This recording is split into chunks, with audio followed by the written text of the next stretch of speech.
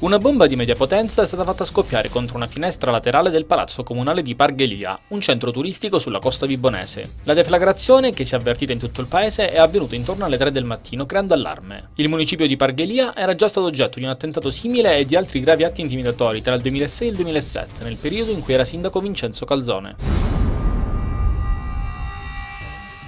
La Guardia di Finanza di Scalea ha sequestrato 3 stabilimenti balneari sulle spiagge dell'Alto Tirreno Cosentino, privi di qualsiasi concessione demaniale, nei comuni di Grisolia e Scalea. Il sequestro è avvenuto nell'ambito dell'intensificazione del controllo del territorio, finalizzata anche all'individuazione di violazioni di carattere ambientale. L'operazione ha visto impegnate diverse pattuglie che a più riprese hanno operato in uno degli angoli costieri più suggestivi dell'Alto Tirreno Cosentino, accertando che senza alcuna autorizzazione, in zone sottoposte a vincolo paesaggistico-ambientale, erano state realizzate abusivamente diverse strutture, quasi tutte in legno e cemento, all'interno dei vari stabilimenti balneari.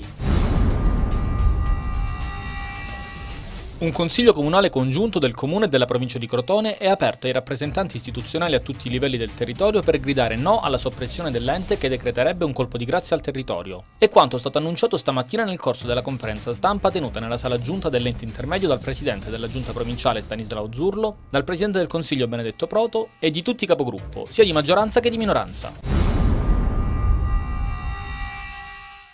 Finalmente il Consiglio Comunale di Catanzaro è il suo presidente. Nella giornata di ieri è stato eletto Ivan Cardamone, che aveva già ricoperto l'incarico durante la breve legislatura di Michele Traversa. 20 le schede con il suo nome, compatta anche l'opposizione che ha infilato nell'urna 12 schede bianche. Ancora una volta assente il consigliere del PDL Sergio Costanzo.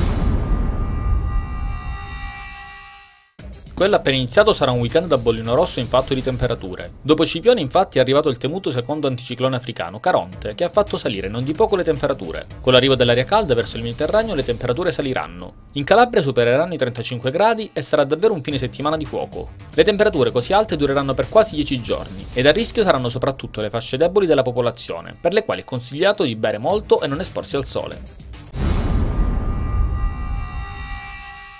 L'Italia è fermata dal Montenegro per 7-7 a Cosenza nella seconda giornata del torneo internazionale 8 nazioni di pallanuoto, che si è giocata con un anticipo di 2 ore per evitare di sovrapporre la gara degli azzurri della pallanuoto con quelli del calcio. Il CT Campania a fine gara è comunque soddisfatto dei suoi ragazzi. Abbiamo compiuto un passo avanti rispetto alla partita con l'Australia. È stata molto positiva anche la risposta caratteriale dei ragazzi in relazione all'andamento della partita. Abbiamo recuperato e avuto più occasioni per portarci avanti. Invece abbiamo dovuto inseguire anche nel finale e siamo riusciti a proteggerci.